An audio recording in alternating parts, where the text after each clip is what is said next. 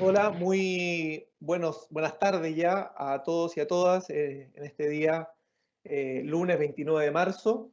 Mi nombre es Sebastián Bozo, soy decano de la Facultad de Derecho de la Universidad Autónoma de Chile e investigador del Centro y del Instituto de Investigación en Derecho de la misma universidad. Hoy día nos convoca una actividad que se desarrolla en el marco de un proyecto de investigación financiado por Fondesit, que busca estudiar el fenómeno del sobreendeudamiento del consumidor en Chile a la luz del derecho europeo y español. Y uno de los temas fundamentales o claves del desarrollo, ¿no es cierto?, de este proyecto y que ha identificado como necesario es justamente la necesidad de generar un sistema de información crediticio de carácter consolidado, lo cual en Chile hasta la fecha carecemos. Por eso, en función de un proyecto, el último proyecto diría yo reciente, incluso es un proyecto que se presenta post pandemia, digamos, o dentro de la pandemia, luego de marzo, ¿no es cierto?, del año 2020, cuando ya estábamos todos inmersos en esta pandemia, a través del senador Arbó en su momento, hoy candidato constituyente, se presenta, ¿no es cierto?, este proyecto de ley que se refiere a la ley de consolidación de deudas, que como luego veremos se refiere, o sea, el proyecto en sí mismo lo que busca es, como ya explicaba, consolidar un sistema de información crediticio. Quiero hacer la primera prevención y agradecimiento a la profesora Francisca Barriento que nos va a acompañar, ya que muy intempestivamente, ¿no es cierto?, la profesora Matilde Cuena nos ha avisado que no va a poder asistir, ha tenido problemas de último minuto, y Francisca, como es una investigadora que tiene un proyecto junto al profesor Juan Luis Goldenberg, también financiado por Fondesit, sobre la materia, ha aceptado favorablemente, ¿no es cierto?, a participar y a darnos su punto de vista, sus impresiones en relación a este proyecto. Estamos, bueno, como todos saben, hoy día en Santiago es el primer día de cuarentena, volvimos a una cuarentena, ¿no es cierto?, que lo más probable dure a lo menos un mes. Así que iniciamos esta serie de webinars, ¿no es cierto?, en este formato de aislamiento, de confinamiento. El senador, ahí está, bueno, se nos acaba de sumar en este segundo, no está al aire, pero luego ya aparecerá Felipe Arboe, como les explicaba Felipe, ¿no es cierto?, en su calidad de senador, impulsó este proyecto, ha tenido como preocupación desde hace mucho tiempo la preocupación, ¿no es cierto?, del consumidor y en relación al sobreendeudamiento de este, y ha identificado, como les decía, la necesidad de generar este sistema de información crediticio consolidado que carecemos en Chile. Hoy día está de candidato constituyente, así que ya no lo trataremos de senador ni de candidato, sino que de Felipe Arboe. Esperamos que tenga éxito en su distrito. Ya nos explicará un poco en qué distrito está y cómo va la cosa por ahí. La idea es que esto sea un conversatorio, por eso vamos a tener un espacio de 15 a 20 minutos de exposición y luego vamos a conversar, tratar de tener una mesa redonda, más allá de la distancia, y poder entre nosotros mismos también hacernos preguntas. La idea un poco es discutir, es fortalecer. Yo creo que Felipe, más allá de que sea senador o no, la preocupación sigue estando y creo que sin duda va a ser un actor clave en el desarrollo de esta política pública desde el lugar que ocupa en el futuro, y nosotros estaremos dispuestos desde la academia para colaborar. Yo creo que esa es la gracia y es la necesidad, ¿no es cierto?, que debe existir siempre, el trabajo colaborativo entre el Congreso, la academia, obviamente muchas veces en otro tipo de ámbito, la empresa privada, ¿no es cierto?, y también las universidades, y este es un espacio que sin duda va a enriquecer el proyecto. No quiero yo ocupar más espacio para irnos directamente, como se dice, al grano. Vamos a dejar entonces a Felipe que exponga en 15 a 20 minutos las ideas matrices, ¿no es cierto?, de este proyecto y que nos cuente también un poco los pormenores de cómo se llevó a cabo y cómo piensa él que nos puede deparar en el futuro en relación al éxito o no del proyecto. Así que encantado, Felipe, muchas gracias por aceptar esta invitación y te dejo estos 15 a 20 minutos para que nos cuentes sobre el proyecto. Gracias. Muy bien, muchas gracias. ¿Se escucha bien ahí? ¿Se escucha bien? Sí, perfecto. Bueno, quiero saludar, por cierto, a los coexpositores, profesores, profesoras, saludar, por cierto, y agradecer la invitación de la Universidad Autónoma a poder participar de este conversatorio. es extraño exponer en calidad de ex algo, pero más bien tiene que ver con que uno deja el cargo, pero no deja las preocupaciones, ¿no? Y no deja los compromisos con ciertos temas. Y esto es un tema que me ha acompañado durante muchos años y que tiene que ver con la preocupación fidedigna respecto de el nivel de sobreendeudamiento de las familias chilenas y de cómo este nivel de endeudamiento genera un condicionamiento del ejercicio de sus derechos sociales básicos.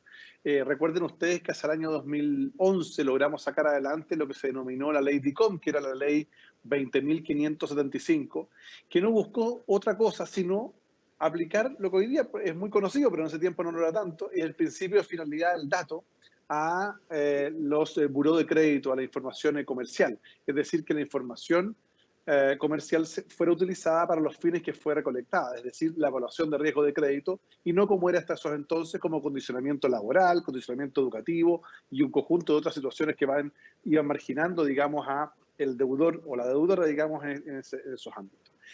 El propósito esencial del proyecto, que me correspondió patrocinar en conjunto con otros senadores y senadoras, que los invité a participar, es avanzar en un sistema de consolidación de deudas comerciales que tenga una amplia cobertura y un amplio alcance, es decir, todos los oferentes de crédito, de manera que los diversos actores del mundo crediticio cuenten con información adecuada para poder evaluar el endeudamiento heterogéneo de los hogares chilenos. Ellos obtienen, a mi juicio, con la consagración de información tanto positiva como negativa. Y aquí quiero detenerme un punto. En la actualidad, el sistema de información crediticia solo permite que la persona nazca al boletín a propósito de sus incumplimientos.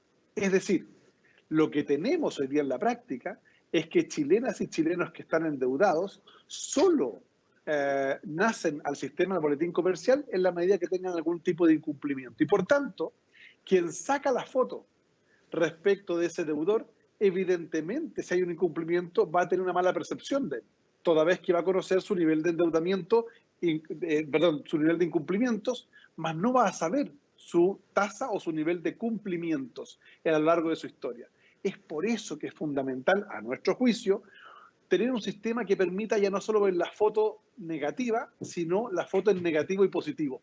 Y por tanto, por ejemplo, podría ocurrir que si yo tuviese la foto de don Sebastián, que en un momento determinado tuvo un incumplimiento, y solo tengo esa información, para mi análisis de riesgo de crédito, digo, esto es una persona que a lo mejor no debe ser sujeto de crédito, toda vez que tiene un incumplimiento.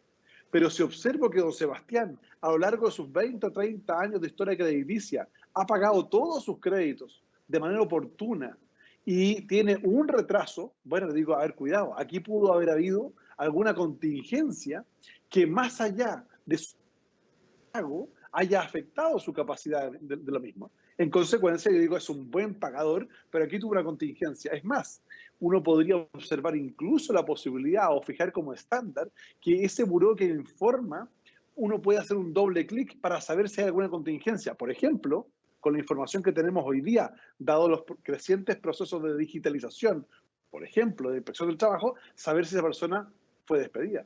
O si estuviese información en línea con el Servicio de Impuestos Internos, si eventualmente tuvo alguna complicación del punto de vista laboral. O un tema que también está viendo el profesor Goldenberg en otra materia, si se sometió a algún proceso, por ejemplo, de renegociación por el tema de reemprendimiento o una liquidación. En consecuencia, uno podría, con la información que está disponible en el sistema público, tener claridad respecto a las razones que motivaron o que llevaron a ese deudor a no tener la capacidad de cumplir sus obligaciones comerciales de manera oportuna.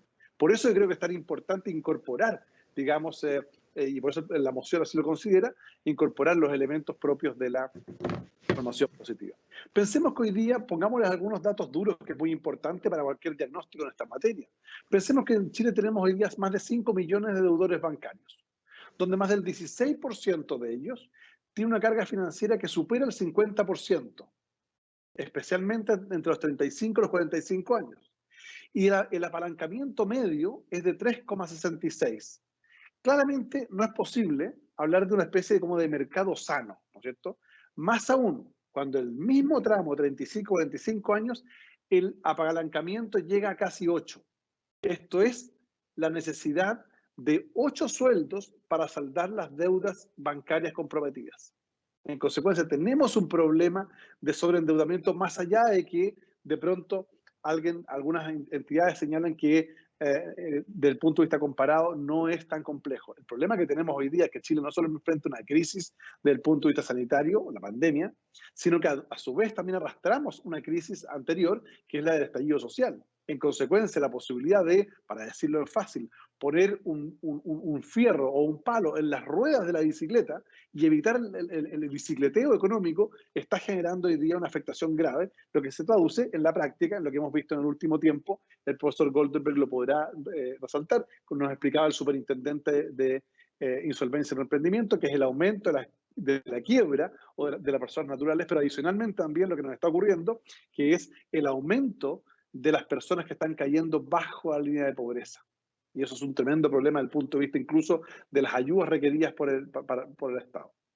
Si nos trasladamos a las cifras macro, la deuda representativa es de 2,2 millones. La carga financiera es 16,9% y el apalancamiento promedio es un 3,66. Ahora, como decía, en este último dato llama la atención la variación que ha tenido en los últimos años. En consecuencia, que ha ido el aumento. En consecuencia, lo que tenemos que pensar es que la receta que hemos estado aplicando como sociedad para disminuir el sobreendeudamiento no está dando resultados.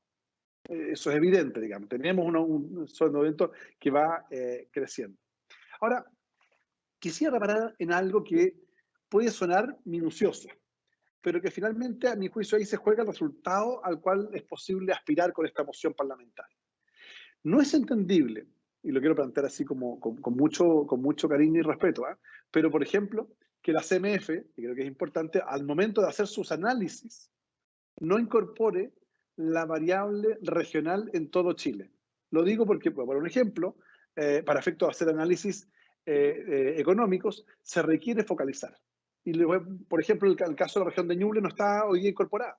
Hoy día sigue siendo la CMF, que es una institución pública, sigue analizando la variable región del Biobío, donde hay situaciones completamente distintas. En consecuencia, creo yo que ahí debiera hacerlo de manera rápida, porque eso va a permitir focalizar la política pública, particularmente las ayudas de mejor manera. El sistema de información comercial, en términos sencillos, hoy día consiste en un registro creado que es por el Decreto Supremo 950 de la Cámara de Comercio, que es de 1928, que otorga este registro a la Cámara de Comercio. Y la verdad es que lo que ocurre es que obliga a un conjunto de actores del sistema a entregar la información. Ellos lo que hacen es que la sistematizan y posteriormente la publican e incluso la venden, ¿no? Constituyendo lo que se llama el verdadero boletín comercial. Pero sin embargo, como señala un reciente estudio de la Universidad de Chile, no existen mecanismos legales de contrapeso o de fiscalización en la publicación semanal de este boletín, cuestión que a nuestro juicio determina que sea la propia Cámara la que se autocontrole. O sea, aquí tenemos un pequeño problema. Otro gran problema consiste en hipótesis carentes de regulación, puesto que han surgido al alero del desarrollo comercial y tecnológico posterior a 1928, por ejemplo, el tratamiento de datos que realizan las propias entidades comunicantes o el auge del retail, no incluir, por ejemplo, a esta clase de organizaciones. Ello ha ido dando pie al surgimiento de emprendimientos paralelos a las bases de datos que utiliza el boletín comercial a través de, por ejemplo, la creación de Infocom, que también es administrado por la Cámara de Comercio de Santiago. Así entonces, la Cámara de Comercio de Santiago administra hoy en día al menos dos bases de datos, la consagrada por el Decreto Ley Decreto Supremo 950 y otra que está carente de regulación legal, más bien solo al arbitrio de su autorregulación. Esta situación que brevemente he descrito ha impulsado hace décadas que el Banco Central, la Corte Suprema, recientemente el Tribunal de Defensa de la Competencia, la Comisión de Mercado Financiero, universidades, académicos y también algunos parlamentarios y gobiernos para promover el establecimiento de una regulación moderna en materia de información comercial. También ha motivado en igual sentido y en reiteradas oportunidades a entidades internacionales como el Fondo Monetario Internacional, al Banco Mundial y la OCDE, que también ha manifestado la necesidad de que Chile cuente con un sistema de información comercial consolidado. Esto es tremendamente relevante. Pensemos, por ejemplo, cuando se plantea que a pesar de que este amplio consenso que hemos tenido, incluso en la academia, en los gobiernos, etcétera, esto no ha logrado salir adelante. ¿Por qué no ha logrado salir adelante? Porque las condiciones del mercado, a mi juicio, han ido cambiando.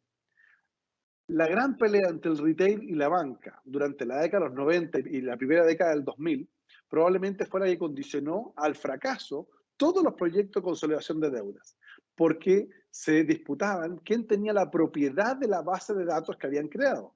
Mientras los primeros, la industria financiera, señalaba que la consolidación era positiva para los propios deudores, los segundos decían que ellos habían invertido en depurar o descremar esta base de datos y por tanto les pertenecía, y el riesgo que tenían ellos era que al ser conocida masivamente, la banca, que tiene más espaldas, pudiera consolidar deudas y quitar los clientes que hoy día estaban en el negocio financiero del retail.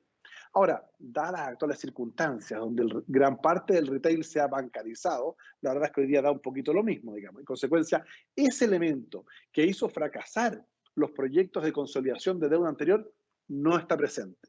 Y por tanto, tenemos que aprovechar la oportunidad, a nuestro juicio, de poder avanzar rápidamente en la consolidación de deudas que permita a todos los actores del mercado y a los propios deudores tener información que sea veraz y oportuna.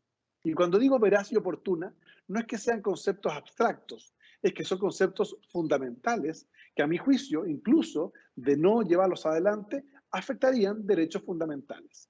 De hecho, recuerdo cuando discutimos la famosa ley DICOM, la empresa en su oportunidad Equifax concurrió al Senado de la República señalando que tenía información veraz y oportuna. Y nosotros demostramos, al exhibir los antecedentes comerciales de varios señores senadores y algunas senadoras, que la información que poseía esa base de datos era información de la época de que ellos eran diputados o incluso algunos estudiantes. Es decir, la información no era veraz ni oportuna y el mercado estaba haciendo una evaluación comercial de esa persona con información que no se condecía con el estado real de su situación económica, financiera y, por tanto, podría afectar la evaluación de riesgo de crédito. En consecuencia, se requiere en primer lugar una regulación no solo que consolide, sino que adicionalmente exija estándares de calidad de la información que sean adecuados.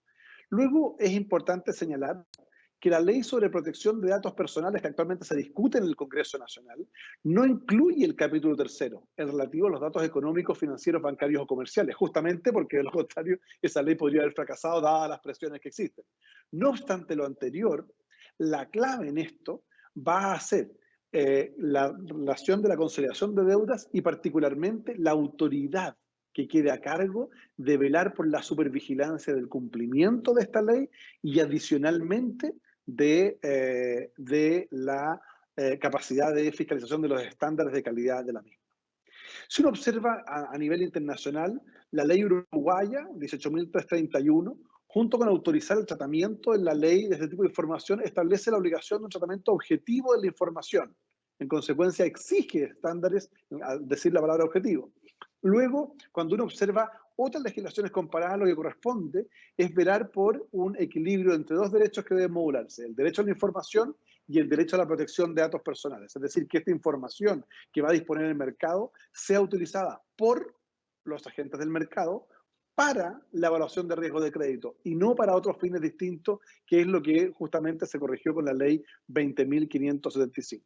Un tercer elemento que incorpora la moción es el principio de la calidad del dato. Algo lo decía yo respecto a la que la información sea veraz y oportuna. Tenemos hoy día muchas bases de datos que sirven a diferentes actores de la vía comercial que carecen de la calidad adecuada y por tanto condicionan los derechos de las personas a acceder al crédito. Si queremos que el país siga creciendo desde el punto de vista económico y que las personas accedan al crédito pero con capacidad real de pago, tenemos que establecer mecanismos de que la información sea veraz, sea oportuna y el dato que se administra o almacena tenga la calidad suficiente. Solo así vamos a tener la posibilidad de contar con un mercado sano que permita al final del día tener la capacidad de informar a los diferentes actores de la real capacidad de las personas. Muchas gracias. Gracias, Felipe, por la intervención. Te pedimos que por favor nos esperes a terminar el ciclo para poder responder algunas preguntas y adelanto algo más o menos bastante interesante en relación a este doble clic que tú mencionabas, que los ficheros pudieran dar cuenta de las razones o del porqué de ese sobreendeudamiento, porque sabemos que no es lo mismo el sobreendeudamiento activo que el pasivo. El activo puede ser ¿no es cierto?, por la actitud compulsiva del consumidor o del deudor a contraer deuda sin un razonamiento lógico por falta de educación financiera eventualmente, o el hecho de como puede suceder, ¿no es cierto?, por una contingencia de la vida, puede ser una enfermedad. Yo creo que eso es muy interesante, ver cómo un proyecto de ley puede, ¿no es cierto?, dar cuenta de ese sobreendeudamiento, porque cuando el acreedor, o sea, la institución financiera entrega créditos, es muy importante identificar, ¿no es cierto?, esas razones del incumplimiento. Bueno, a continuación expondrá, ¿no es cierto?, por 15 minutos aproximadamente, puede ser un poquito más, un poquito menos, Francisca Barrientos, quien muy amablemente, como ya les decía, no, Juan Luis, sorry, estoy aquí, me están soplando, ya habíamos tenido un orden distinto. Bueno, va Juan Luis entonces, presento a Juan Luis Goldenberg, profesor, ¿no es cierto?, en la Universidad Católica, la Pontificia Universidad Católica de Chile, doctor en Derecho, investigador, recientemente se ha adjudicado otro Fondesit, es uno de los investigadores más activos hoy en día en Chile en materia de sobreendeudamiento, en la línea también concursal, siempre con un foco en la protección del consumidor en Chile. Así que agradecemos a Juan Luis por participar en este conversatorio y le damos estos 15 minutos entonces para que exponga sobre el proyecto de ley.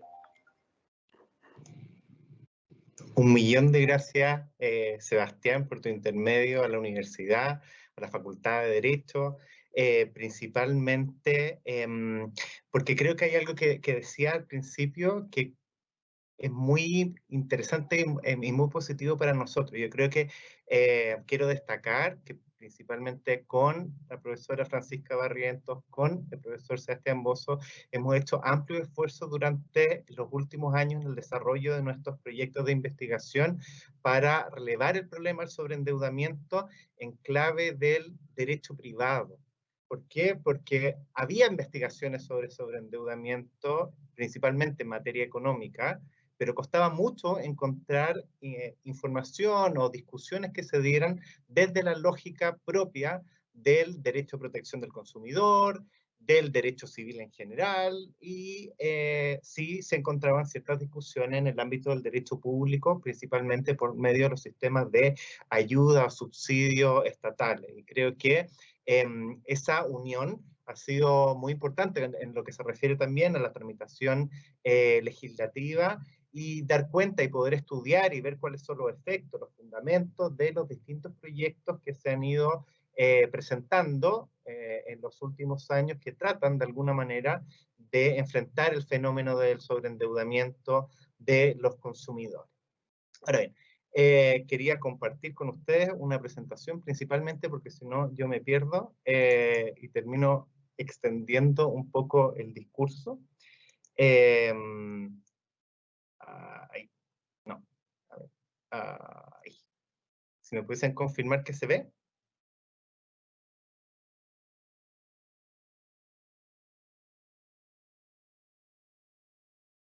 Yo veo, solamente veo, así que voy a perfecto, seguir. Juan Luis, está perfecto. Ya. Un millón de gracias. Bueno, me cuesta no decir el senador Arboe, pero está bien. Como daba cuenta Felipe previamente, en Chile ha existido este fenómeno de inclusión financiera como un propósito público, en el sentido de hacer accesibles productos y servicios financieros a un número cada vez más amplio de la población. Es decir, aquellos que a inicios de la codificación incluso era un impensable que cualquier persona pudiese tener acceso a algún tipo de crédito, hoy en día es pan de cada día y podemos acceder a servicios financieros, ya sea por medio de la banca, el retail y otros proveedores financieros. Esa idea es una idea de democratización del crédito, así se lo ha denominado en el ámbito comparado.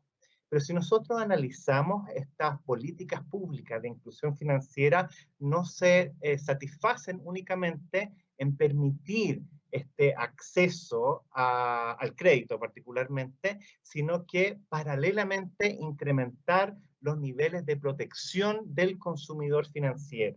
Se asume que el consumidor financiero es un consumidor muchas veces vulnerable, y en la medida que se amplía cada vez más la posibilidad de acceder al crédito a sectores que son más desprotegidos dentro de la población, aumenta la vulnerabilidad y podemos empezar a hablar de hipervulnerabilidad. ¿Por qué se da esto? Principalmente por los problemas típicos del derecho al consumo, de asimetría del poder de negociación, de asimetría de información, pero se agrava principalmente por los niveles de analfabetismo financiero que existen en la población. Y la distancia que existe en la comprensión de ese tipo de producto o servicio entre el consumidor y el proveedor financiero. ¿Cómo se resuelve esto? Bueno, se resuelve a través de distintas mecánicas. Una, educación financiera, a las cuales el profesor Bosso ha prestado especial atención en el último tiempo. El fortalecimiento de la protección del consumidor financiero, que en nuestro país se dio principalmente a la luz de la ley 20.555, el CERNAC financiero, y otra normativa posterior. Y en el último tiempo, tomando en consideración experiencias a nivel global de la década pasada, la idea del préstamo responsable, que es lo que me quería centrar un poco en esta presentación. Este préstamo responsable surge bajo la noción que se da primero en Bélgica y luego se empieza a extender a los demás países de la Unión Europea, de que existían niveles de sobreendeudamiento crecientes en la población, dado que ciertos proveedores financieros, no todos, pero ciertos proveedores financieros, estaban dispuestos a entregar crédito a las personas de manera, entre comillas, irresponsable, sin calificar propiamente la posibilidad que tuviese esa persona de devolver el préstamo y sin revisar cuál es la incidencia que tendría ese crédito en su economía familiar. ¿Por qué? Si uno se pregunta, bueno, ¿por qué alguien estaría dispuesto a prestarle dinero a una persona que eventualmente no puede cumplir las obligaciones? Bueno, porque existen un conjunto de instrumentos jurídicos y económicos y financieros que permiten de alguna manera traspasar ese riesgo por parte del proveedor a un tercero, ya sea por mecánicas de securitización de deuda, ya sea por mecánicas de extender la población a las cuales se otorgan créditos de manera de diluir el riesgo y que los buenos pagadores terminen soportando el riesgo de los malos pagadores. Ese fenómeno produjo no solamente las bases de la crisis subprime y las bases de la crisis europea o el efecto contagio que se produjo en la década, bueno, ya antepasada, y de alguna manera fue modulando los deberes que deben existir entre el consumidor y el proveedor financiero al momento de entrar en contacto principalmente para el otorgamiento de un crédito. Y este principio de préstamo responsable lo que quiere decir es que existen ciertos deberes y ciertas cargas para ambas partes al momento de celebrar el contrato, incluso durante el curso de todo el intercontractual, que lo que buscan principalmente es que exista un ajuste entre la capacidad de pago de la persona y el contrato que está celebrando. ¿Cómo se hace eso? Principalmente mediante este conjunto de deberes y cargas que se explican como una carga de calificación de solvencia, lo que se denomina la medición del creditworthiness, el deber de adecuación, ofrecer a ese consumidor financiero un producto o servicio que se adecue a esa calificación previa que se ha hecho por parte del proveedor, y un deber se podrá denominar de asesoramiento, de consejo, de asistencia, en el sentido de que cuando la persona, el consumidor, finalmente tome la decisión de contratar, entienda cuáles son las ventajas y los riesgos de ese producto en particular que supuestamente se encuentra adecuado a esa calificación crediticia. Este deber de préstamo responsable, este principio de préstamo responsable, si bien entendemos que se puede construir sobre la base de ciertos elementos presentes en nuestro ordenamiento jurídico, busca o ha buscado de alguna manera ser explicitado por parte del ordenamiento, Y tenemos hoy en día también una discusión que está en tercer trámite constitucional en la ley en el proyecto de ley que establece medidas para incentivar la protección de los consumidores, particularmente en un nuevo artículo propuesto que es el artículo 17N. De lo cual simplemente destaco lo siguiente, que nos señala que previo a la celebración de una operación de crédito de dinero, los proveedores deberán analizar la solvencia económica del consumidor para poder cumplir las obligaciones que de ella se originen sobre la base de información suficiente obtenida de medios oficiales a tal fin, debiendo informarle el resultado de dicho análisis al consumidor, evidentemente. A partir de esto, podemos volver a la idea que comentábamos de que existe una carga de calificación de solvencia, existe una información particularizada que podemos denominar deber de asesoramiento, consejo o asistencia, pero la idea en definitiva es que el producto que se ofrece al consumidor sea adecuado a su capacidad de pago. ¿Es esto una novedad en nuestro ordenamiento jurídico? La verdad es que al parecer, aún sin contar con esta regulación, en la medida que está todavía pendiente su aprobación, sí tenemos un conjunto de reglas que nos dan indicio de que el ordenamiento jurídico chileno tiene una expectativa de calificación de riesgo comercial a efectos de entender que el proveedor financiero ha realizado ciertas acciones para tratar de entender cuál es el nivel de riesgo o cuál es la capacidad de pago del consumidor. Tenemos, por ejemplo, la definición de cotización que se da en el decreto 43, el que regula los créditos de consumo, y nos habla que la cotización se produce cuando ya se ha hecho una evaluación, una calificación del riesgo comercial del sujeto de crédito. Mientras eso no se haya realizado, no estamos frente a una cotización, sino simplemente frente a una simulación no vinculante. Es decir, lo que hace que la cotización sea tal y se transforme en vinculante es la existencia de la calificación del riesgo. Por otra parte, tenemos todas las normativas relativas a las condiciones objetivas del rechazo a la contratación, que es uno de los derechos que se incorpora en el artículo 3º, inciso 2, de la Ley de Protección del Consumidor, de conocer las condiciones del rechazo, y muchas de esas dicen relación, aquí no están todas, pero algunas dicen relación con los problemas que puede presentar la persona en cuanto a su excesiva carga financiera, su endeudamiento, etc. Y por tanto, la idea que se encuentra detrás del legislador es que cuando se rechace eventualmente la contratación, sea sobre la base de cierta información fidedigna que ha permitido calificar el riesgo. Cuando se estaba discutiendo, bueno, y otro ejemplo más reciente, el ejemplo de la ley de portabilidad financiera, que también habla que la oferta de portabilidad se dirige a un cliente cuyo riesgo comercial ha sido previamente evaluado. Entonces vemos que existe una pretensión del legislador de valoración.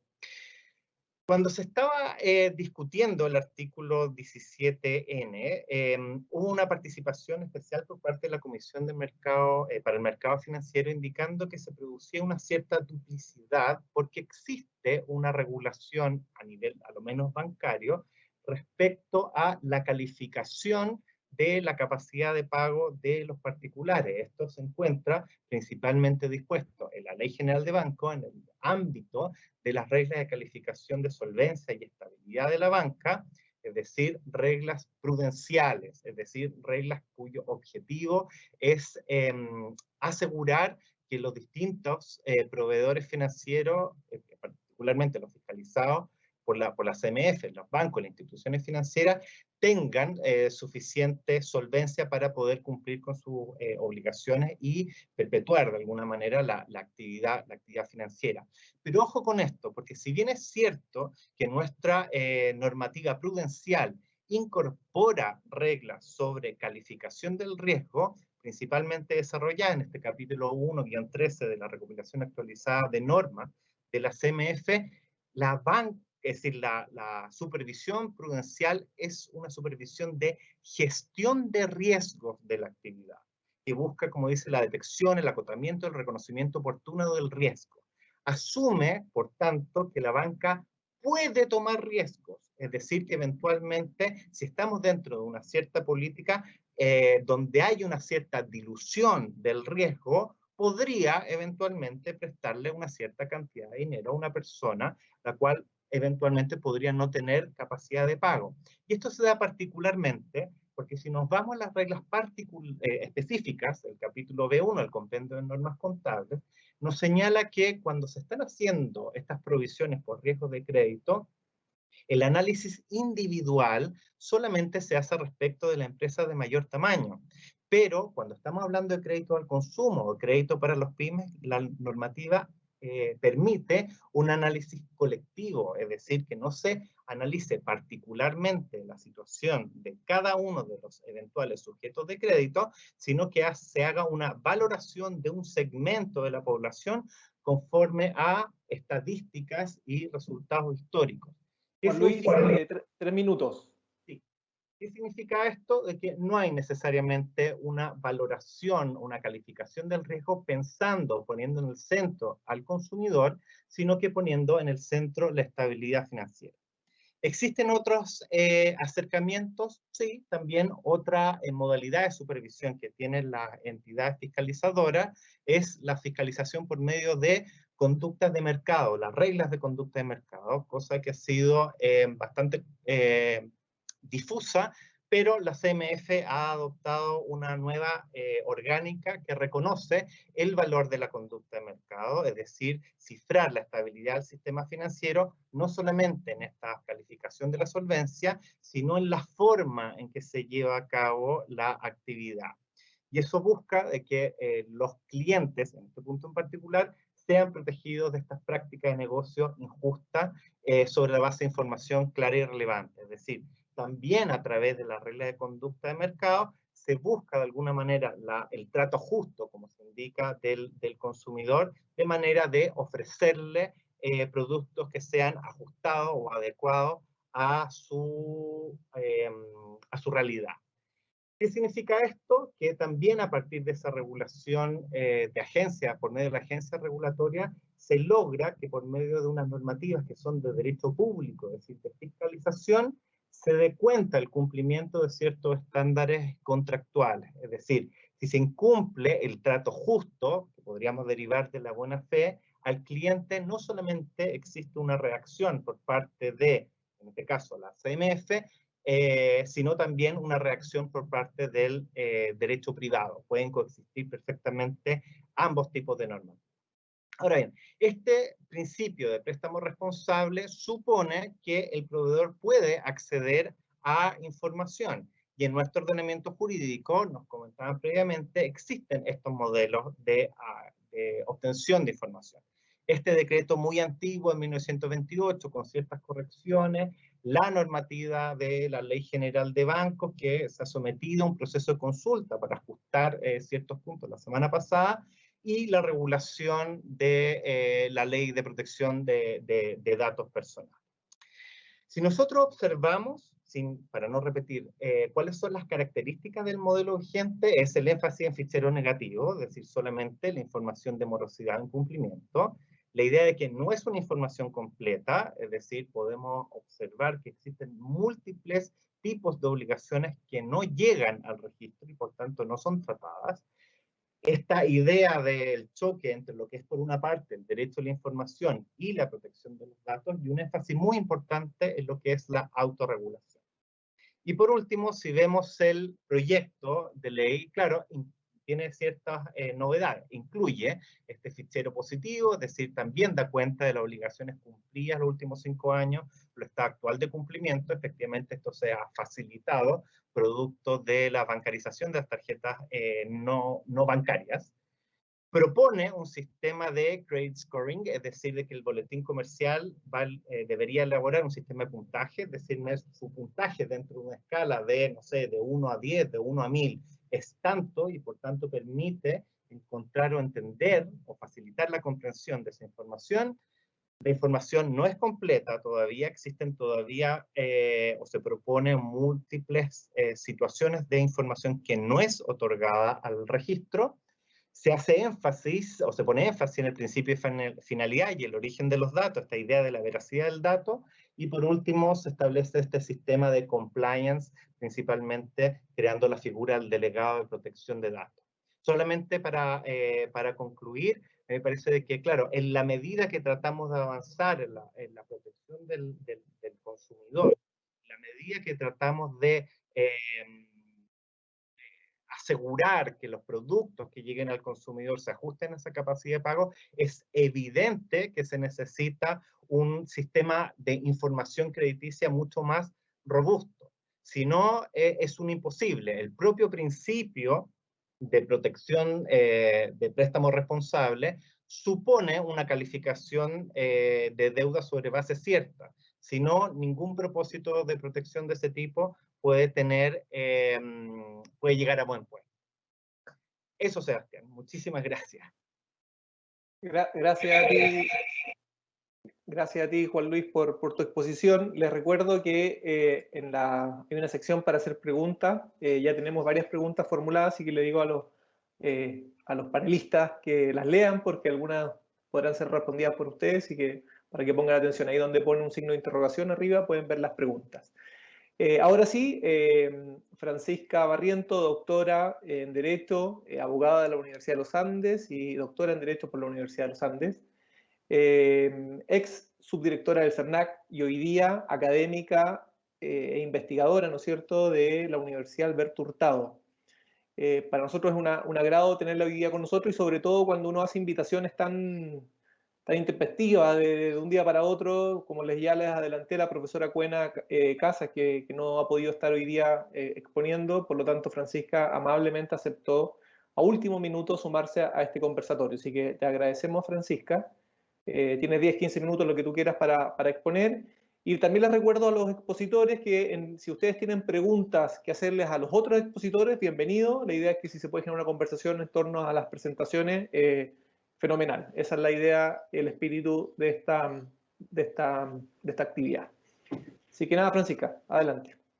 Buenas tardes a todas, a todas. Saludar especialmente a Sebastián por la invitación, aun cuando sea bajo estas circunstancias. Siempre es un gusto, es un agrado y un honor estar compartiendo con ustedes, a los demás profesores y ex senador que nos acompañan, a conversar de este tema que es tan importante, tan contingente, también en la universidad, por la organización de este conversatorio. Yo quisiera, como en atención, ¿cierto?, al tiempo de preparación de estas líneas gruesas de reflexión en torno al tema, invitarlos a considerar las siguientes líneas, en el fondo, que dicen relación con la dispersión normativa. De esto ya habló el profesor Goldenberg con antelación, ¿cierto? ¿Y qué ocurre con esa dispersión normativa cuando hay fuertes fenómenos de autorregulación?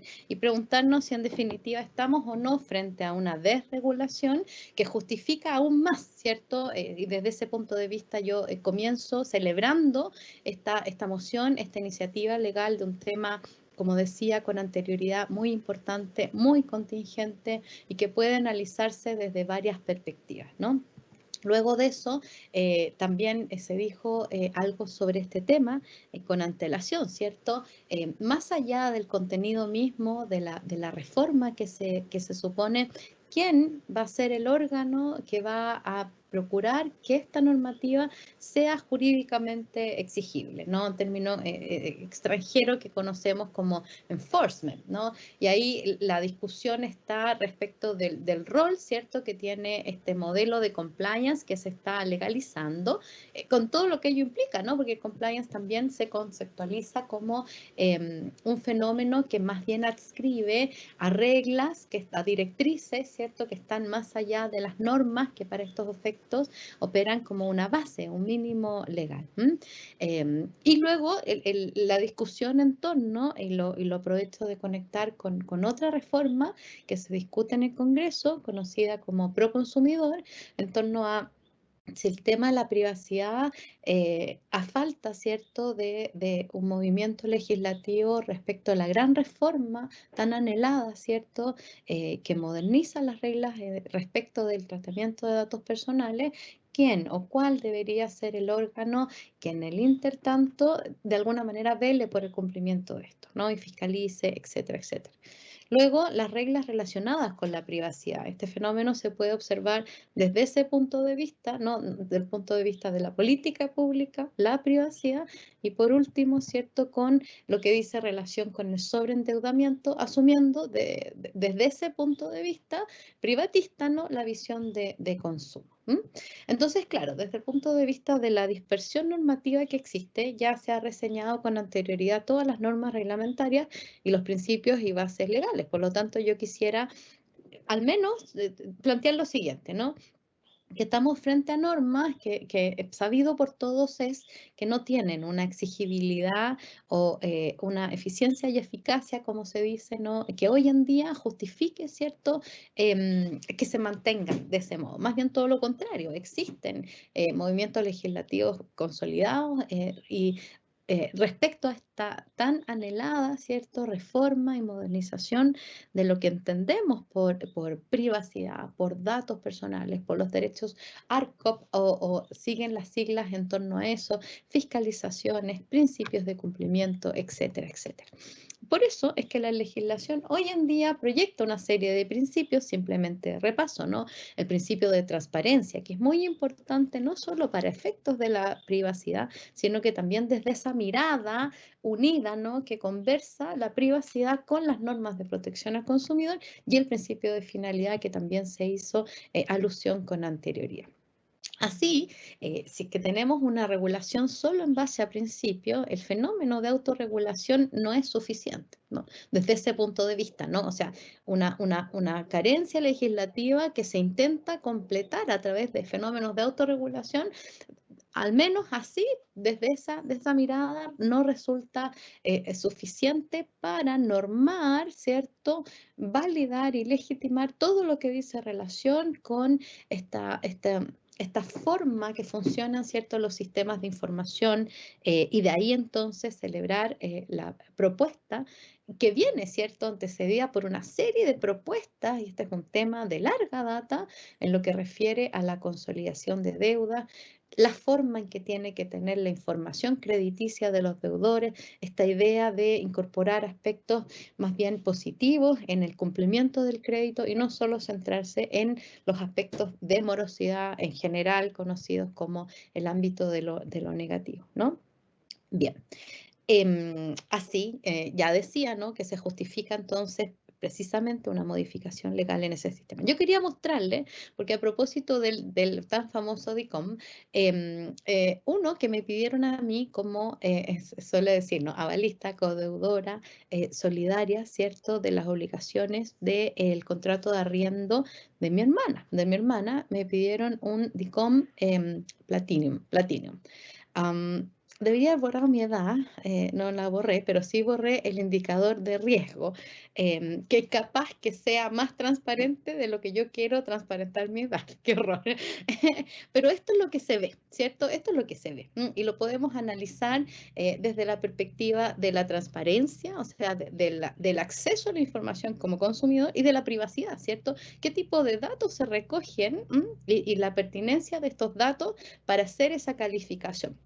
Lo que se dice entonces es que al parecer no tengo documentos impagos, en general, no sé si ven el cursor de la pantalla y aparece un indicador, ¿cierto? Que es un indicador que de cara al consumidor puede ser un sistema adecuado para efectos de medir, ¿cierto?, la morosidad de mía, en este caso, ¿cierto?, crediticia, pero yo no conozco los parámetros en virtud de los cuales se creó esto. De hecho, hoy en día es sabido también que estos funcionan en base a modelos de inteligencia artificial que también han sido cuestionados desde la perspectiva del consumo por tener algunos sesgos y en razón de la posible o eventual, ¿cierto?, porque no se sabe, discriminación que podría afectar a ciertos grupos de la población. Bien. Ok, y aquí aparece un número, ¿cierto? Un número que al menos se sabe, porque ahí se transparenta, que va de 1 a 999, de manera que se intuye que 999 es el máximo puntaje que demostraría que esta persona, yo en este caso, ¿cierto?, no tengo al menos, ¿cierto?, registros de impagos o morosidad. Pero no solo eso, sino que además en este informe DICOM muestra mi identificación personal, incluida la de mi cónyuge, los datos de contacto, ay, perdón, hay un servicio, los datos de contacto que decía, ¿cierto?, el ex senador, que en su momento también hicieron este ejercicio en el Congreso. A mí me aparecen en este momento, ¿cierto? Este informe yo lo solicité en febrero, me aparecen datos de domicilios antiguos, de manera que si yo en este momento tuviese una deuda crediticia, una morosidad, un impago, etcétera, etcétera, no sería mediante este instrumento contactable en mi domicilio actual. Nivel socioeconómico, que podemos cuestionar hasta qué punto eso, ¿cierto?, influye en las decisiones de consumo, al menos como dato en sí mismo considerado, ¿no? Con otras variables podemos conversarlo. Vehículos, sociedades, información tributaria, morosidades de los últimos 12 meses, protestos, el boletín laboral, personas que han pedido el informe antes. Eso quizás es un dato que de cara al consumidor también puede ser debatible. Antecedentes laborales, como mi última renta, como funcionaria pública, que además es un dato absolutamente transparente, y mis comportamientos de pago. Si analizamos, ¿cierto?, grosso modo, en virtud del tiempo que tenemos para esta exposición, vemos que son solo antecedentes que aportan, ¿cierto?, desde una mirada no desde el comportamiento de pago, del cumplimiento en torno a eso, u otra información que sirva para dar grosor a la justificación de la solicitud de acceso a un crédito, sino que más bien se mira, ¿cierto?, este fichero como desde el punto de vista negativo, en razón de los protestos, las multas, el boletín laboral, etcétera, etcétera, etcétera. No hay otros antecedentes. Eso también justifica celebrar, ¿cierto?, esta iniciativa parlamentaria que toma en consideración otros antecedentes, además de los que hoy existen y que no reflejan realmente la capacidad de pago de una persona, aún con los niveles de sobreendeudamiento que tenemos en el país. Y ya les decía, ¿no?, toda la discusión que existe respecto del uso, que no es malo en sí mismo, ¿no? El problema, al menos desde la perspectiva de consumo, dice relación con la transparencia en torno a las instrucciones que se les dan a esos algoritmos, porque ya está estudiado que en otros países estos tienen sesgos y pueden generar discriminaciones según distintos tipos de condiciones de las personas. Edad, raza, etcétera, etcétera. ¿Bien? Luego, avanzando en esto, y ya desde la actual ley de 19.628 en adelante, el mayor ámbito que genera dudas, ¿cierto?, y preocupaciones, dice relación con cómo y quién fiscaliza, ¿cierto?, el cumplimiento de estas normas. Hoy en día eso es muy bajo. Y como contexto, además, este dato personal, el dato personal que emana de una relación financiera, económica, ¿cierto?, no es el típico dato personal que dice relación con mis gustos respecto de, no sé, estoy mirando las zapatillas que tengo puestas, ¿cierto? Porque uno se proyecta hacia arriba formalmente, hacia abajo. Todo el mundo sabe que la formalidad en ciertos momentos se desdibuja, ¿no? Claro, el dato personal respecto de mis gustos al momento de comprar, o que dice relación con el fenómeno publicitario, el dato es mío, de manera que yo tengo derecho, en virtud del consentimiento expreso que otorgo, a disponer, ¿no?, de ese dato y si es que se quiere tratarlo. Pero este dato, el dato financiero económico, no tiene esa justificación, al menos desde el anclaje normativo, ¿no? Se explica que es un dato que no tiene como fuente el consentimiento, de manera que son otras personas quienes disponen de esos datos sin que el titular pueda ejercer, salvo lo que hoy se contempla que es como una especie de oposición. Por eso también, desde este punto de vista, el proyecto en el artículo 17 bis, que trata de incorporar esta norma a la normativa vigente, incorpora una notificación que, asimilado a las reglas de consumo, podrían analizarse como una incipiente protección desde el ámbito de la información, ¿no? Y la regla está tipificada en ese sentido. Quien se dedique al tratamiento de datos, bueno, al menos, ¿no? Notificará que sus datos están siendo tratados, porque es algo que los consumidores, deudores en este caso, financieros, tienen derecho a saber, ¿no? Y que hoy en día podemos cuestionar si es que eso ocurre. Otro tema que también llama la atención es que si se trata de un dato sin fuente en el consentimiento, hasta qué punto los titulares de eso, sin perjuicio de lo que hagan las personas que tratan estos datos, ¿no? Hasta qué punto el titular de esos datos pueden realmente considerarse propietarios de ellos. Y eso lo comento a propósito de un fallo reciente en la Corte Suprema, en donde se cuestionaba la entrega de la ficha clínica a los herederos, tomando en consideración el carácter personalísimo del dato personal, ¿cierto? En este caso, ¿hasta qué punto, no? ¿Hasta qué punto se protege un dato en donde el titular ya no tiene, o podría decirse, se desdibuja tal carácter del titular de esos datos? ¿Bien? Que son la mirada desde el punto de vista de la privacidad. Ahora, como política pública, bueno, no existe hoy en día un órgano fiscalizador y el proyecto tampoco plantea, porque entiendo que no es la finalidad hacerlo, pero me parece interesante plantearlo desde un punto de vista más general, ¿cierto? La falta de un fiscalizador sobre estas materias que vele, esa es la función de cualquier fiscalizador, por el cumplimiento de la normativa a través de las distintas herramientas que se utilizan en las políticas de fiscalización.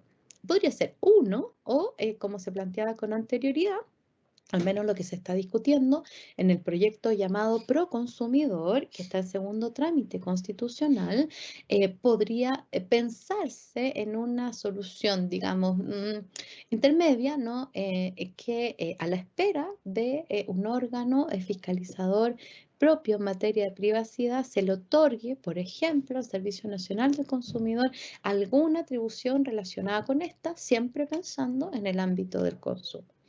La propuesta normativa, en cambio, toma otra decisión y vela más bien por un aspecto, como se dijo, lo dijo el profesor Goldenberg, de compliance, ¿no? Pero el compliance, el cumplimiento son buenas prácticas que tiene esta curiosidad que se intentan regular por la vía legal, pero no podemos decir que con eso se logra el enforcement, al menos desde el punto de vista de la política pública que se esperaría para este tipo de conductas, ¿no?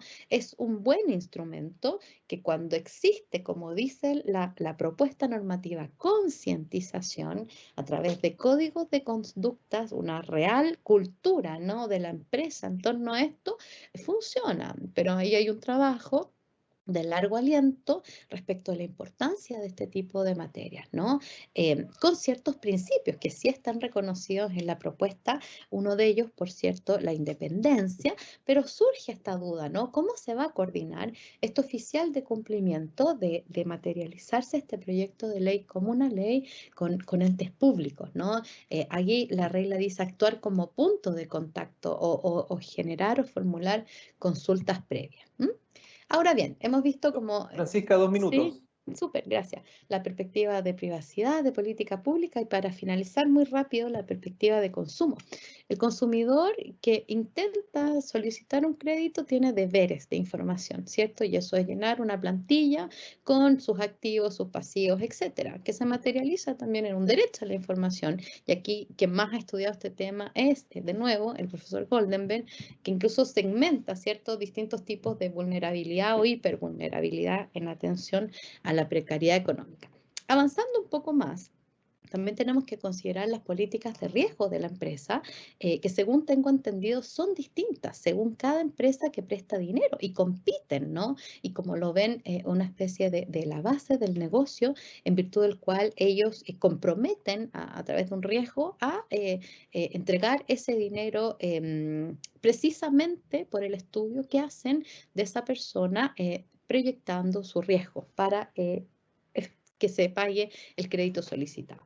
Pero por otra parte, no hay que olvidar que la ley de consumo establece que en caso negativa o rechazo del crédito hay un derecho, ¿no?, de los derechos financieros del inciso segundo del artículo 3 a conocer las condiciones objetivas del crédito. Entonces aquí aparecerá una tensión entre esas políticas de riesgo de las empresas crediticias, financieras, bancos, etcétera, etcétera, con esta idea, ¿no?, de transparentar, de informar esas condiciones objetivas que tienen derecho todos los consumidores y consumidoras a conocer en caso de negarse el otorgamiento de un crédito. Para terminar, simplemente también, aunque sea súper, ultra, mega debatible, el proyecto, a mi juicio, de manera acertada, ¿cierto?, consagra esta idea de excluir ciertas deudas de lo que sería el futuro boletín, que dice en relación fundamentalmente con deudas de consumo masivo, siguiendo y reconociendo lo que se ha avanzado en materia de consumo, sobre todo a nivel judicial. Hoy en día es posible hablar de una tendencia jurisprudencial consolidada respecto de la exclusión de estas deudas que no son en la práctica consideradas por las empresas. Bien, entonces, para terminar, simplemente comentarles que se ha puesto en consulta pública por parte de la CMF, ¿cierto?, una normativa que intenta consolidar ya casi al 100% de la actividad financiera, las deudas, y que tiende a agilizar los plazos, serían plazos semanales, en virtud de los cuales los fiscalizados deben entregar la información sin distinguir entre las deudas que son bancarias y las deudas que no son bancarias. Se observa con toda esta iniciativa que algunos sectores quedarían fuera por entenderse que no forman parte de lo que implica el ámbito financiero, como por ejemplo los créditos que prestan empresas automotoras o bien algunas pequeñas cajas de compensación de asignación familiar, entre otras que no están bajo la supervigilancia de la Comisión para el Mercado Financiero. Con eso termino, Sebastián, de nuevo agradeciéndote la invitación a participar de este conversatorio. Gracias, Francisca, por tu exposición. Quiero recordarles a los asistentes que existe una encuesta que pueden responder ahí en la sección de preguntas y que agradeceremos que puedan responderla si es posible. Bueno, vamos a, como les comentaba, la idea es que podamos extender 15 minutos más aproximadamente, realizar algunas preguntas entre nosotros y contestar las del público. Pero partiendo y anticipando ya la pregunta que le hacía a Felipe en relación a este doble clic que se puede hacer en relación a las causas del incumplimiento, que es bien interesante, y esto lo quiero relacionar con otro bien, ¿no es cierto?, jurídico que se busca proteger, que son los datos, ¿no es cierto?, los datos personales de los consumidores, y esta información que uno puede entregar y que también es necesaria y busca de alguna forma proteger, que es como un bien superior, que es la solvencia de las personas. Entonces tenemos intereses en juego que hay que equilibrar, en fin, ¿no es cierto?, o sea, con el propósito de generar esta solvencia en los consumidores, que es tan necesaria para la calidad de vida y también para el mercado, ¿no es cierto?, en general. Así que, ¿cómo ves, para que te extiendas un poco sobre ese punto, Felipe, en relación a cómo llegar a ese fin, a ese propósito de entender el sobreendeudamiento, cuál es la causa, cuál es su origen, y de esa forma poder permitirle al consumidor que siga teniendo acceso al crédito cuando ha tenido una contingencia que no ha dependido de él, básicamente? A ver, yo creo que aquí entramos en una discusión que excede con creces el análisis respecto a los temas solo de consumo, digamos. Aquí tenemos una estructura social donde si uno tuviese que identificar probablemente una de las principales razones por las cuales los estándares de vida aumentaron considerablemente durante la década de los 90, probablemente el crédito es el principal de ellos. Y eso tiene que ver con que Chile sigue siendo, en el fondo, un país con escasa capacidad de establecer regulación laboral adecuada, donde las remuneraciones siguen siendo bajas, cuando 7 de cada 10 trabajadoras y trabajadores tienen un ingreso menor a los 550.000 pesos. 7 de cada 10. La pregunta es cómo se satisfacen necesidades básicas con el aumento de sueldo. Bueno, si eso, según la teoría, significa un encarecimiento del recurso humano y por tanto un freno al desarrollo económico, lo que se optó en algún minuto es por dar la alternativa para poder adquirir en el presente con ingresos futuros determinados bienes. Y por tanto, si uno tuviese que mirar las razones por las cuales los estándares de vida han mejorado considerablemente, no es en relación a sus ingresos, sino en relación a la deuda. Entonces, primero hay que sincerarlo de esa forma. Yo creo que, y aquí ya no voy a hacer la teoría conspirativa, pero yo creo que evidentemente aquí hubo una visión de decir vamos a permitir que el país crezca y que la gente que tenga más acceso a bienes, satisfagan necesidades a través del crédito y no a través de el aumento de remuneraciones, porque eso puede generar, comillas, una disminución de las utilidades de las empresas, ¿no? Pero dicho lo anterior y puesto así en perspectiva del punto de vista social, la pregunta es cómo se construye un sistema que permita que las personas hagan presente un bien sin la capacidad de pago inmediata a través del crédito, pero a su vez que eso no signifique hipotecar la capacidad de estabilidad de sus bienes. Para decirlo de otra forma, ¿cómo evitamos que el endeudamiento de hoy signifique en la práctica la ejecución de sus bienes mañana? ¿No? ¿Y cómo se hace eso? Sobre la base de una buena evaluación de riesgo de crédito, por un lado, desde el punto de vista, digamos, de la información disponible para valorar al consumidor. Para que eso ocurra, se requiere que la información que tenga el mercado disponible y todas las características que hemos dicho acá. Pero a su vez se requiere desincentivar el negocio del sobreendeudamiento. Y aquí, a riesgo de equivocarme, quisiera plantear que, por ejemplo, la existencia o la falta de prohibición, digámoslo así, de la compra y venta de carteras vencidas actúa como un incentivo para ciertas empresas para proveer el sobreendeudamiento. Hoy día, si yo soy una entidad que presta dinero y observo que hay un cliente al cual le puedo prestar y le presto, y después digo, mire, le voy a prestar un poco más, pero como tengo la garantía o la cláusula general de garantía de todo el patrimonio, garantía general del acreedor, bueno, él está obligando todos sus bienes aun cuando no estén comprometiéndolo directamente. Me explico. Yo tengo una tarjeta de crédito y esa tarjeta de crédito puedo no pagarla. Yo siempre he pagado mi crédito hipotecario, pero resulta que me van a embargar el bien hipotecario, el bien inmueble igual, porque está garantizando la tarjeta de crédito, cosa que generalmente el deudor no sabe, que cuando firma los documentos no sabe que la cláusula de garantía general compromete el inmueble y la persona rigurosamente paga todos los meses su dividendo porque sabe que es el bien de toda la familia, pero no paga la tarjeta de crédito y no sabe que después que producto de la deuda de tarjeta de crédito le van a embargar el bien inmueble. Bueno, ¿qué es lo que ocurre ahí?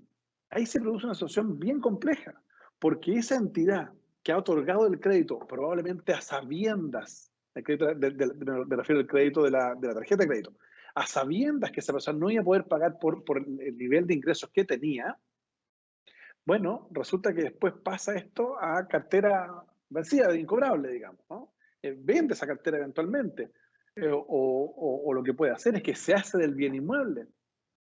Y ojo, bien increíble, y esto lo trabajamos a propósito de otra modificación que hicimos recientemente, hicimos cuando era senador, en la Comisión de Economía, a propósito de la realización de bienes. Porque muchas veces ese mismo banco que le otorgó el crédito por ese bien inmueble, tasó ese bien inmueble en 100, pero a la hora de rematarlo, lo tasan 20. Entonces se queda con el bien inmueble a mejor precio, digamos, y adicionalmente el deudor sigue endeudado. Entonces, la pregunta es cómo desincentivamos también a la industria la desincentivamos a sobreendeudar. Y creo que lo que ha planteado el profesor Goldenberg, el profesor Barrientos, se discutió en la ley Proconsumidor de establecer el principio que por lo demás la legislación española lo contempla, ¿no?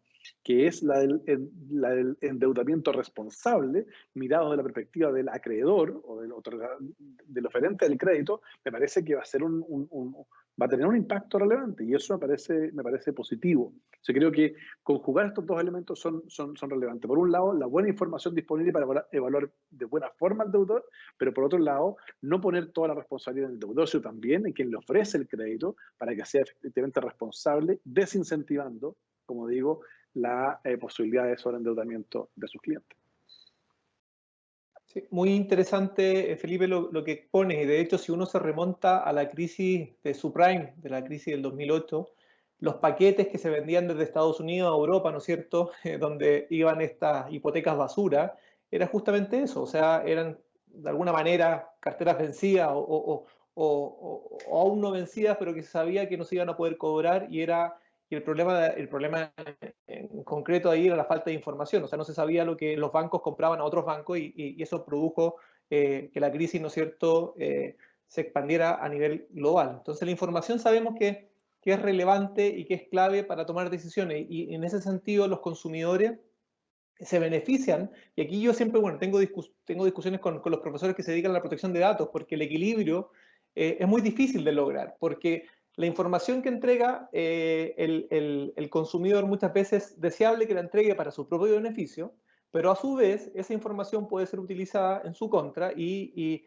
obviamente le puede generar un perjuicio futuro de cuál es el uso que se hace de esa información. Por eso es tan importante que la institucionalidad que se está creando a través de la reforma de la Ley de Protección de Datos Personales pueda ser fuerte, pueda ser robusta y buscar esos equilibrios. Yo creo que esa es la clave. Yo no sé si Francisca, Felipe o Juan Luis tienen alguna pregunta entre ustedes o directamente paso a las preguntas del público. Díganme, levanten la mano si es que hay alguna. Felipe, perfecto. Sí. Y después Juan Luis.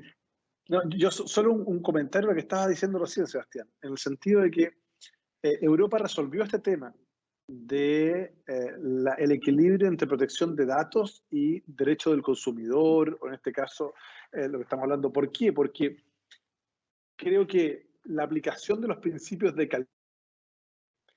de finalidad del dato y también de la proporcionalidad de la información requerida, esos tres elementos permiten a el mercado tener la información adecuada, pero circunscribirla solo para los usos que se requieren. Y por tanto se evita que esa información, como hoy día, se venda en bases de datos, se distribuya y se aplique para fines completamente distintos. Entonces creo que no es necesaria la contradicción entre protección de datos y transparencia del mercado, en la medida que sea utilizada, como digo, con estos tres principios de aplicación muy práctica, y uno que ya a mí me parece siempre relevante, que es el principio de la seguridad del dato, es decir, que los burós de crédito adopten las medidas de ciberseguridad y de seguridad para encriptar esos datos y evitar la fuga de los mismos. Perfecto. Juan Luis, adelante. Tú ibas a hacer un comentario o pregunta, lo que sea. Como todo, comentario y pregunta al mismo tiempo. Porque, a ver, creo que es cierto, desde década de los 80, principalmente en Chile, se empezó a establecer esta idea del crecimiento ya no fundado en el ahorro, sino fundado principalmente en el crédito, y se fue produciendo un fenómeno, no solamente en Chile, en el mundo, que es, de alguna manera, se fue aligerando también los sistemas de protección social, los sistemas de seguridad social, y empezó a hacer cierto que las personas, para acceder a un conjunto de servicios básicos, también empezaron a poder hacerlo por medio del recurso a la deuda. Y uno ve, principalmente cuando uno hace un análisis de la motivación de la deuda en Chile, hay una motivación que está dada, evidentemente, para el crédito de consumo, para bienes no durables, pero hay una crucial importancia del endeudamiento para fines tales como la educación, principalmente en la población más joven, y para la salud, para la población mayor, y en el tiempo intermedio hay un espacio que es principalmente vivienda, financiamiento automotriz, etcétera. Pero hay ciertos grupos sociales que efectivamente utilizan la deuda para poder satisfacer sus necesidades básicas. Yo creo que para mí, yo creo que eso es lo más terrible cuando se enfrenta el problema del sobreendeudamiento, porque las mecánicas que uno puede tratar de aportar por medio de la lógica del derecho privado empiezan a chocar con esos puntos, en el sentido de todos estos sistemas de, por decir así, de prevención, de control, de corresponsabilidad, empiezan a chocar cuando la persona tiene que tomar una decisión de endeudarse, por ejemplo, para restablecer la salud propia o de un ser querido. Yo siempre a los alumnos en clase les pongo el ejemplo, hasta qué punto podemos someter un juicio crítico a alguien que está sobreendeudado, incluso activamente, porque tomó su tarjeta de crédito, hizo un avance en efectivo, o pidió un avance en efectivo para costear un tratamiento médico. Es decir, porque esas son las cosas que uno observa. Ahora bien, ese era un poco el comentario. Y el problema que eso ha tenido en la práctica también, otro comentario adicional, es que esa persona, como se endeudó para la prestación de un servicio, no es que adquirió bienes con ese endeudamiento. Y después cae en una situación eventualmente concursal, donde trata de obtener una respuesta del descargue de la deuda que se produce al final de los procedimientos, la extensión de los saldos insolutos, y donde muchas veces los tribunales le dicen, no, usted no puede acceder a un procedimiento concursal porque usted no tiene bienes. Y esto se llama un procedimiento concursal de liquidación, sin indagar, que algo que comentaba Sebastián antes, en cuál es la razón por la cual se encuentra en esa situación. Porque no es una persona que irresponsablemente fue, hizo explotar la tarjeta de crédito y se fue a dar vueltas por el mundo, sino que fue para poder costear razones profundas en relación a su vida. Y ahí es donde tengo, es decir, ayer tuvimos una larga conversación con la profesora Barrientos sobre un elemento que está hoy en día también incorporado en la Ley de Protección de Datos Personales, que se encuentra de alguna forma reforzado en este proyecto de ley, que se refiere a la exclusión de cierta deuda que proviene de la prestación de estos servicios básicos, de alguna manera relacionados con educación, agua, luz, gas, se amplía un poco más incluso a transporte, internet, concesionarias de infraestructura, etc. Y ahí la discusión se da, o por lo menos mi juicio se da sobre cuál es la finalidad que tienen estos sistemas de información, porque por una parte, claro, la pretensión es que la información sea completa, porque si la información no es lo suficientemente completa y es desconocida para el proveedor financiero, podemos entrar igualmente en una situación de sobreendeudamiento, porque claro, yo me meto al registro y veo que no hay deuda, y eventualmente hay deuda, y hay mucha deuda que deriva de ese tipo de prestación.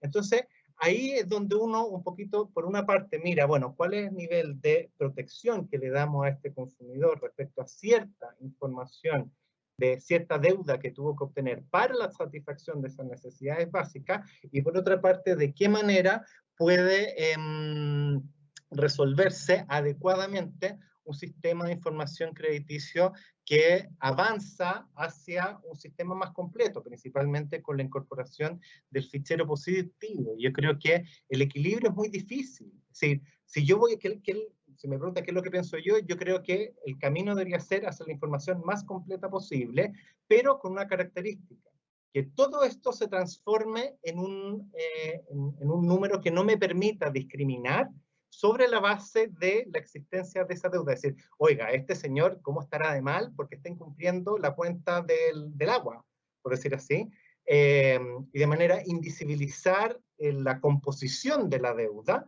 pero sí que el aporte de todo mecanismo o todo incumplimiento o cumplimiento, sea positivo o negativo, incorpore no solamente las deudas financieras, sino un conjunto de otras deudas que puede ser igualmente relevante para calificar la solvencia. Pero creo que es un punto difícil de resolver, porque los bienes jurídicos protegidos evidentemente entran en un choque.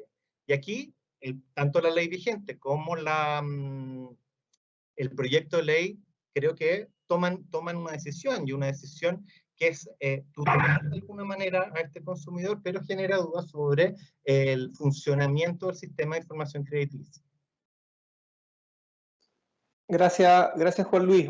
Una pregunta para Francisca. Vamos a tomar una pregunta del público, una de las últimas que llegó, en relación a cómo impacta la repactación en el sobreendeudamiento. En tu rol, ¿no es cierto?, que tuviste ahí como subdirectora del CERNAC, y sobre todo, ¿qué estará pasando ahora? Porque sorpresivamente uno podría decir los indicadores, ¿no es cierto?, están disminuyendo en relación al sobreendeudamiento el último semestre.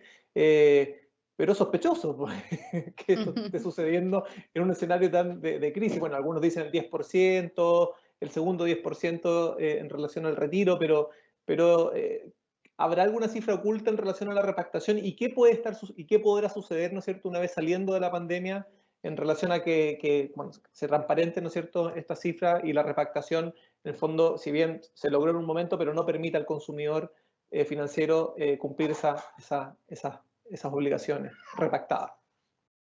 Esa pregunta la hiciste tú, Juan Luis. Sobre la repactación, yo creo que es un gran tema, toda vez que no tiene regulación alguna. Hay ciertas normas, entre otras, la 19.628 dice que no se tienen que informar las deudas repactadas, ¿cierto?, con otra nomenclatura, pero ahí hay un indicio de que el fenómeno existe y existe muchísimo. De hecho, el año pasado, la mayoría de los bancos iniciaron, valga la redundancia, iniciativas particulares, cada uno según la forma que estimó conveniente, con sus clientes para, comillas, repactar, ¿cierto?, renegociar las cuotas que no podían pagarse en los periodos más duros de crisis, de cesantía, en donde todavía no se optaba la posibilidad de los bonos respecto a aquellas personas que podían acceder a ellos, etcétera, etcétera. Y como no tiene ninguna regulación bajo la norma, al menos de consumo, se discute hasta qué punto, ¿cierto?, se le aplican ciertas prescripciones especiales que establece la ley, en lo que dice relación con las normas incorporadas con la 20.555, el CERNAC financiero, o las últimas reformas hasta las reglas de portabilidad, ¿no? Una discusión, digamos, a mí me parece que esa discusión no debería tener asidero, toda vez que estamos dentro del ámbito de aplicación, ¿cierto?, del contrato de crédito, como está definido en las normas financieras, 17b, por ejemplo. Hay otra regla que fija el ámbito de aplicación en lo que dice relación con el sello CERNAC. Pero sí, ¿qué reglas se le aplican? O sea, la discusión creo que no va en si se aplica o no, o si se considera o no parte de la ley del consumo el ámbito de las repactaciones, sino qué normas se le van a aplicar. O de otra forma, ¿hay alguna norma que no se tenga que aplicar? ¿O se le aplican todas y en qué medida, etcétera, etcétera? Los deberes de información, las condiciones generales de la contratación, la publicidad, la cobranza, etcétera, etcétera.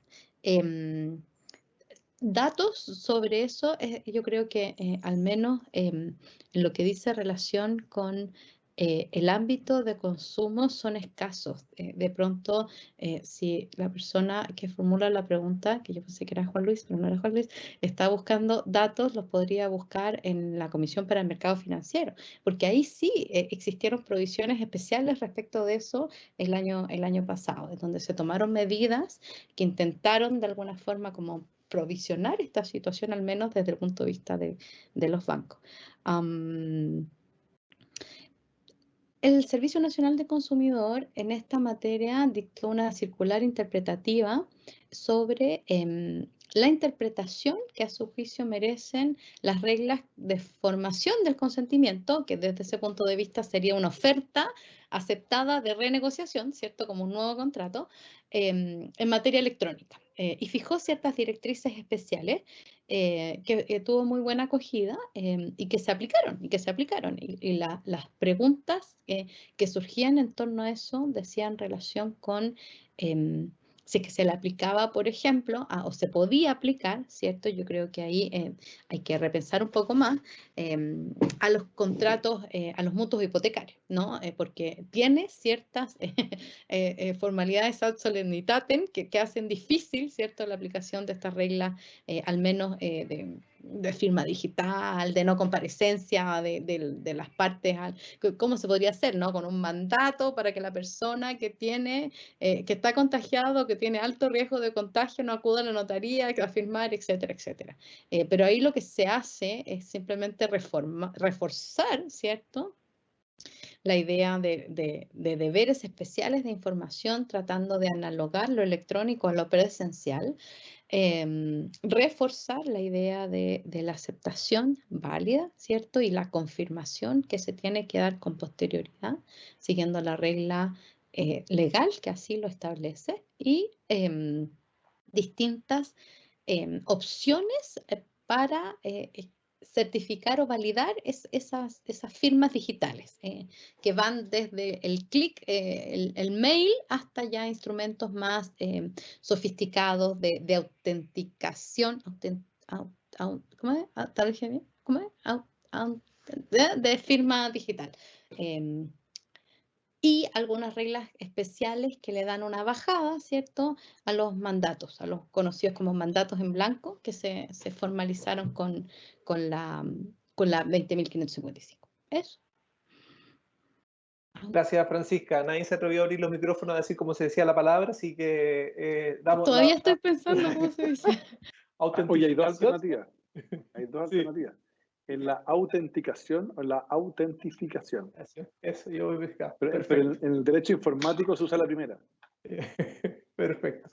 Bueno, mira, para ir terminando, bueno, agradecerles a todos los asistentes, pero tenemos la presencia de un candidato constituyente, si bien este no es el mérito de la actividad, pero no podemos dejar de preguntarle por qué distrito va, qué opina, ¿se van a alargar o no se van a alargar las elecciones? ¿Qué cree que va a pasar con eso? Y alguna idea como candidato, pues, si esto en el fondo esto es un webinar ciudadano, de interés ciudadano. Yo creo que la contingencia es parte del debate, ¿eh? Así que, Felipe. Gracias, Sebastián. Bueno, primero, muchas gracias por la invitación. Creo que siempre es importante tener la posibilidad de intercambiar opiniones, sobre todo con tres expertos como son ustedes, que en el caso de la profesora Barrientos, me tocó tenerla en la Comisión de Economía del Senado, desde su otra trinchera, digamos, del Servicio Nacional del Consumidor, al profesor Goldenberg también, desde la academia, ha ayudado a muchos proyectos de ley, y en el caso tuyo también tienes una vasta trayectoria en esto, así que para mí siempre ha sido un agrado poder intercambiar opiniones y experiencia en esto. Segundo, contarte que efectivamente voy de candidato a la constituyente por el distrito 19, que es la región de Ñuble, la región que yo representé como senador por casi 8 años. Y si uno tuviese que resumir en una frase, la pregunta es ¿por qué? ¿Por qué alguien deja el Senado para irse a la constituyente? Probablemente yo observo desde mi experiencia, tanto en los gobiernos como en el Congreso, que lamentablemente las instituciones políticas hoy día, estas dos funciones públicas muy importantes, no están siendo el espacio de transformación porque tenemos una camisa de fuerza que es la Constitución. Y que más allá que a unos les guste o no les guste, tenemos un chasis de la década del 80 para un país que se mueve en el siglo XXI. Entonces, si uno quiere hacer transformaciones y no se puede porque o los quórums son imposibles de lograr, o cuando se logran los quórums hay un tribunal constitucional que lo echa abajo, o la institución del veto presidencial que pasa por encima de cualquier posibilidad de disenso, bueno, evidentemente se genera también una frustración. Yo estoy en la política para hacer transformación, entonces creo que la mejor fórmula es hacerla a través de esta convención constitucional, que por lo demás me honro y defiendo el acuerdo que le dio origen, que fue una salida institucional a un proceso muy complejo que enfrentó nuestra democracia. Y yo, lo que he dicho siempre, con mucha humildad, pretendo aportar experiencia legislativa y particularmente capacidad de diálogo. Yo creo que a Chile lo que le hace falta hoy día, principalmente, es sentarse a conversar sin prejuicios. Cuando uno conversa con gente de diferentes lados, gente del Frente Amplio, gente de la derecha, uno empieza y entra en los temas de verdad constitucionales. Creo que tenemos en general ciertos consensos en elementos básicos. Y vamos a tener diferencias muy legítimas, pero lo que nos hace falta es sentarnos a conversar sin prejuicios, que es lo que yo creo que hoy día se requiere para que tengamos un pacto social que de verdad sea representativo y le dejemos a los legisladores del futuro y a los gobernantes del futuro, los o las gobernantes, esta alternativa. Así que bueno, muy contento de participar en esta impresión. Todo lo que dice es que se está yendo hacia una postergación de las elecciones, no exenta de dificultades prácticas, obviamente, pero que espero que sea al final del día lo mejor para que se proteja la salud de las personas. Gracias, Felipe. Yo quiero terminar este conversatorio con una noticia que nos alegra como Facultad de Derecho y como universidad. Se está viendo, ¿cierto? Lo que estoy mostrando. Sí, me dicen con audio, pero no los veo. ¿Sí? Perfecto, ya. Esta es una plataforma que lanzamos en la facultad y con mérito, ¿no es cierto?, también este proyecto de investigación nos hacemos cargo de alguna manera de la educación y de la formación financiera y de los derechos de los consumidores en general, de manera temprana, para adolescentes, para no tan adolescentes y para adultos. Y vamos a lanzar esta plataforma el día 31 de marzo, o sea, este próximo miércoles a las 12 a través de la plataforma, a través de las redes sociales de BioBio Chile, que nos apoya como colaborador. Francisca va a estar ahí como entrevistada, refiriendo a cuáles son los derechos de los consumidores financieros. Así que para nosotros es una tremenda noticia, va a ser una plataforma permanente de vinculación con el medio. Vamos a tener este conversatorio que hemos tenido recién colgado ahí también en la página para que pueda ser visto por más usuarios, ¿no es cierto?, de la misma. Así que esto me da mucha alegría poder comentarle esta gran noticia. Prontamente entonces vamos a estar contando y vamos a estar actuando detrás de esta plataforma para incidir en la formación, que la formación financiera, como ustedes saben, es necesaria y debe ser adecuado, se debe entregar de una manera adecuada. ¿Y qué significa eso? Que los contenidos deben ser propicios para cada público. La crisis, o el fracaso de la educación financiera en muchos países, en Chile yo creo que ni siquiera hemos tenido fracaso porque no ha existido, recién en el 2018 se incluyó en el currículum escolar, es porque se entregan contenidos a destiempo, digamos. Uno no le puede enseñar a un niño de 12 años las tarjetas de crédito cuando lo va a utilizar en 8 o 10 años más. Entonces, justamente lo que buscamos con esta plataforma es acercar contenido a público, ¿no es cierto?, de una manera amena, cercana, que se entienda, y ahí van a ver luego en la página, ¿no es cierto?, que es autonomiafinanciera.cl, que hay libros de divulgación científica y cursos gratuitos que van a poder, ¿no es cierto?, entrar todas las personas que quieran informarse en este ámbito. Así que estamos desde la academia haciendo este esfuerzo para colaborar en la formación financiera de todas las personas. De nuevo, muchas gracias a Felipe, a Francisca por esta invitación y por su aceptación tan así intempestiva, y a Juan Luis, como siempre, por colaborar con este proyecto en este año 2021 que se nos vienen con muchas cosas. Así que esperemos estas muchas cosas, salir de la pandemia, que sea pronto, que la vacunación haga efecto, tener luego la votación, ¿no es cierto?, constituyente, y que comience este nuevo proceso. Y quién sabe si desde la plataforma Autonomía Financiera podemos estar colaborando en el ámbito que nos toca a nosotros con el desarrollo de la constituyente. Así que de nuevo, muchas gracias y hasta la próxima. Muchas gracias a ustedes, gusto verlos. Gracias. Gracias. Muy bien.